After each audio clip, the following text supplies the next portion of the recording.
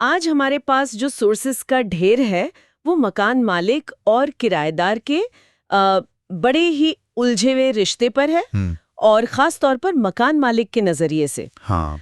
इनमें कुछ दिलचस्प रणनीतियों और भारत के सुप्रीम कोर्ट के हाल के कुछ बड़े फैसलों का जिक्र है। हाँ, काफी जरूरी विषय है ये। तो आज हम इसी की गहराई में उतरेंगे। बिल्कुल। हमारा मकसद ये समझना है कि एक मकान मालिक को कौन सी बातें मतलब अपने तक रखनी चाहिए ताकि भविष्य में कोई सिरदर्दी ना हो, और साथ ही ये भी जानेंगे कि कानून अब किस तरह बदल रहा है। सही बात है। इसे ऐसे देखिए, ये सब कुछ छिपाने के बारे में नहीं है, बल्कि ये जानने के बारे में है कि कब चुप रहना ही सबसे सही रणनीति है। बिल्कुल।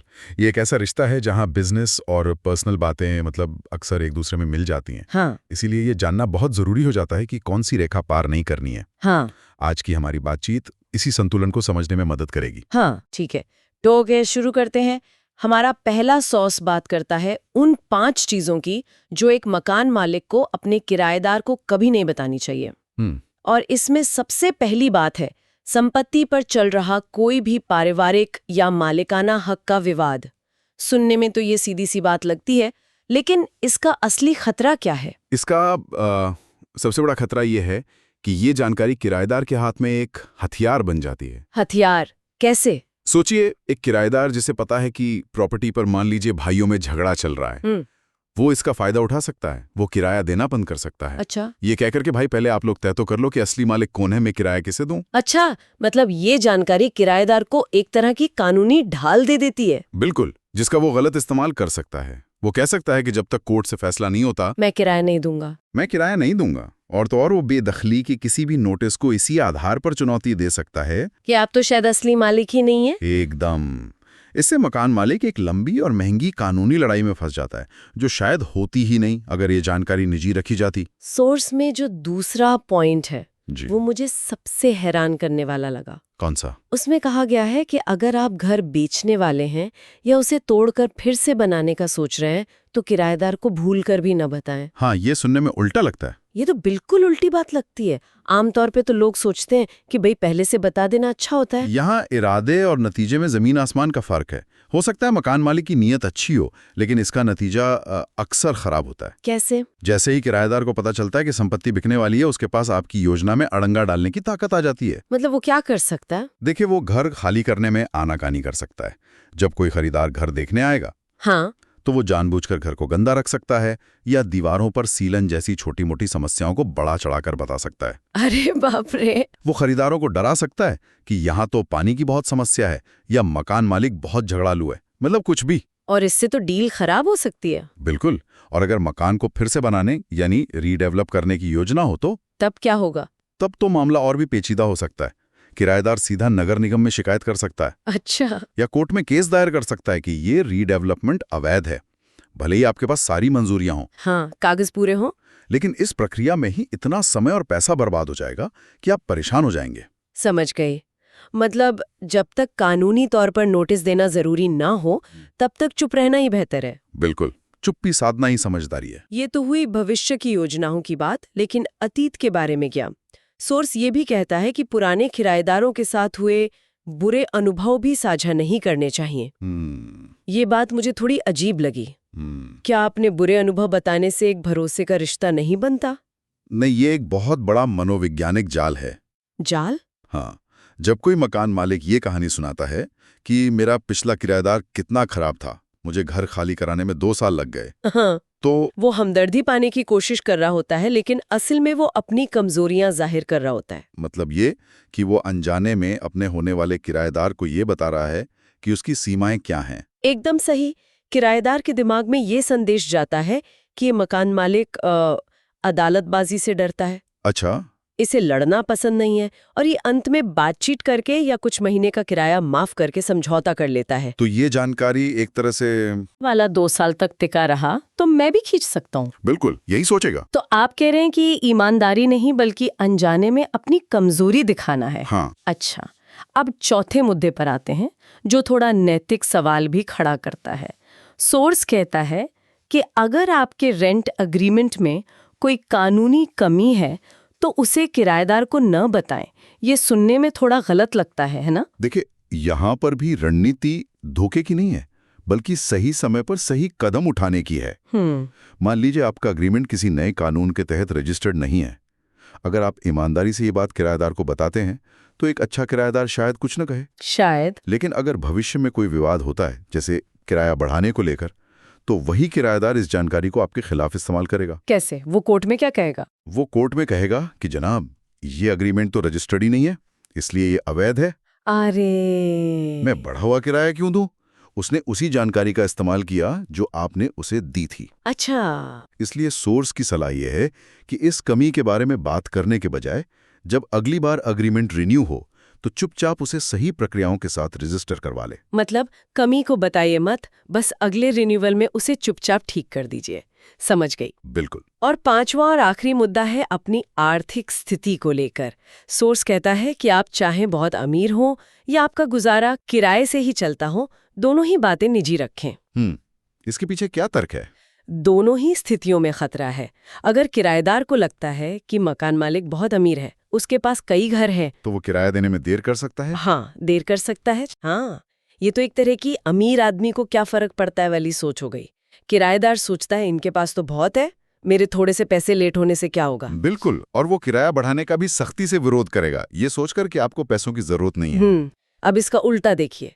अगर मकान मालिक अपनी आर्थिक तंगी जाहिर करता है, हाँ। ये कहता है कि भाई समय पे किराया दे देना, इसी से मेरे घर का खर्च चलता है, तो क्या होता है? शायद किराएदार हमदर्दी दिखाए। हमदर्दी दिखाने के बजाय एक चालाक किराएदार आपकी मजबूरी का फायदा उठाएगा। हाँ।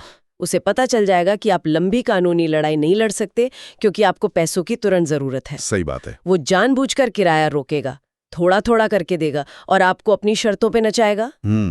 तो मतलब रिश्ते को पेशेवर रखना ही सबसे सही है। बिल्कुल, सिर्फ किराए के समय पर भुगतान पर ध्यान देना ही सबसे सही है। तो ये तो हुई वो 5 बातें जिनसे शायद झगड़ा होने से रोका जा सकता है। ये सब बचाव की रणनीतियां हैं। हाँ। लेकिन मान लीजिए बात बढ़ ही गई और कोर्ट तक पहुंच गई, तब क्या होता है?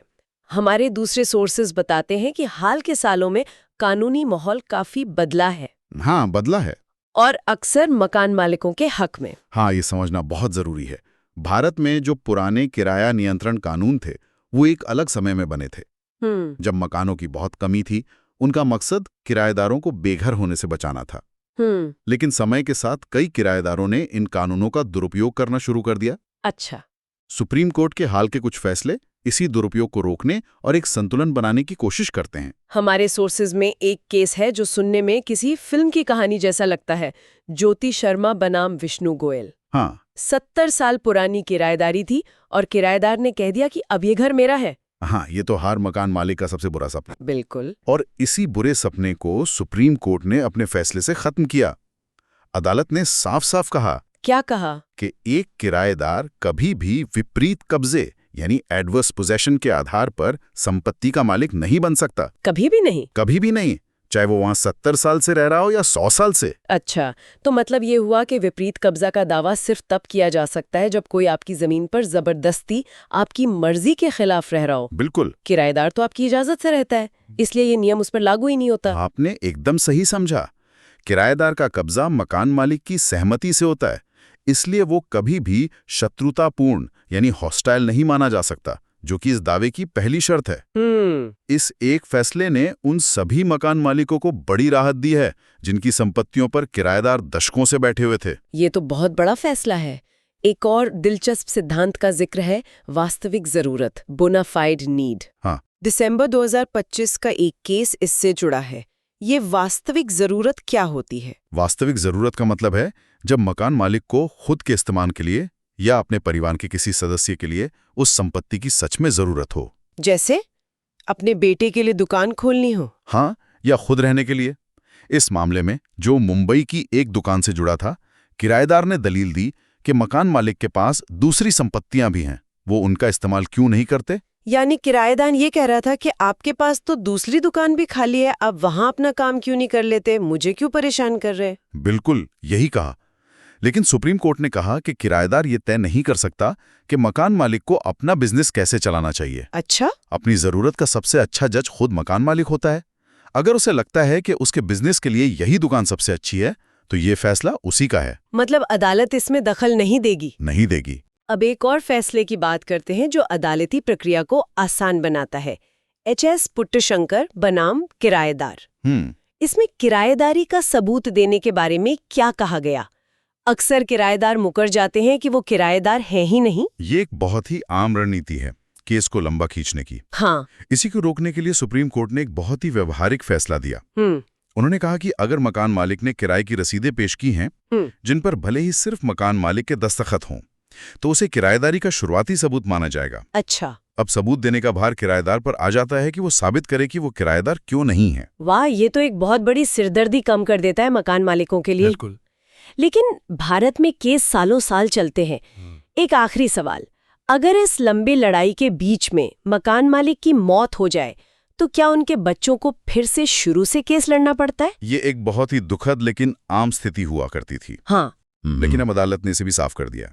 एक फैसले में अदालत ने कहा कि अगर मकान मालिक की मृत्यु हो जाती है तो उनके कानूनी वारिस, जैसे उनके बच्चे, उसी केस को अपनी खुद की वास्तविक जरूरत के आधार पर आगे बढ़ा सकते हैं। उन्हें नया केस दायर करने की जरूरत नहीं है। अच्छा, मतलब केस वहीं से आगे चलेगा? हाँ। सोर्स में एक केस का जिक्र है जो 1993 में शुरू हुआ था। मकान मालिक की मौत के बाद उनके वारिसों ने केस जारी रखा और दशकों बाद उन्हें इसी नियम के तहत न्याय मिला। तो अगर इन सब बातों को एक साथ जोड़ के देखें तो तस्वीर क्या बनती है? एक तरफ हमारे पास रणनीतिक रूप से चुप रहने की सलाह है और दूसरी तरफ अदालत के फैसले हैं जो मकान मालिक की स्थिति को मजबूत कर रहे हैं। ये दोनों बातें एक ही सिक्के के दो पहलू हैं। पहली सलाह यानी 5 बातों को गुप्त रखना, वो विवाद को पैदा होने से रोकने के लिए है, बचाव के लिए। हाँ, ये तैयारी और सही सीमाएं तय करने के बारे में है। और दूसरी बात यानी कानूनी फैसले ये बताते हैं कि अगर इन सावधानियों के बाद भी विवाद हो जाता है, हाँ, तो अब आपके पास लड़ने के लिए पहले से ज्यादा मजबूत कानूनी आधार हैं। तो ये सलाह आक्रामक होने या हर किराएदार पर शक करने के बारे में नहीं है, बल्कि बस तैयार रहने के बारे में है। बिल्कुल। हमारे एक सोर्स में रोमन लेखक विजेटियस का एक बहुत अच्छा उदाहरण है। यदि आप शांति चाहते हैं तो युद्ध के लिए तैयार रहें। इसका मतलब ये नहीं है कि मकान मालिक को लड़ने के लिए उतारू रहना चाहिए। इसका मतलब है कि आपके कागजात पूरे होने चाहिए, आपको अपने अधिकारों का पता होना चाहिए और आपको मानसिक रूप से तैयार रहना चाहिए। हाँ, जब किराएदार को पता होता है कि मकान मालिक कमजोर नहीं है और जरूरत पड़ने पर अदालत जा सकता है, तो वो गलत कदम उठाने से पहले 10 बार सोचेगा। सही बात है। कभी कभी तैयारी का प्रदर्शन ही शांति बनाए रखने का सबसे अच्छा तरीका होता है। आज की इस बातचीत से 2 बड़ी बातें साफ हुई। पहली, वो 5 खास बातें जिन्हें निजी रखकर मकान मालिक कई झगड़ों से बच सकते हैं। और दूसरी, कानून का बदलता नजरिया जो मकान मालिकों को उनके जायज अधिकारों के लिए एक मजबूत आवाज दे रहा है। बिल्कुल। ये सारे सोर्सेज तैयारी और सावधानी बरतने पर जोर देते हैं। हाँ। लेकिन ये एक बहुत जरूरी सवाल भी खड़ा करता है। क्या?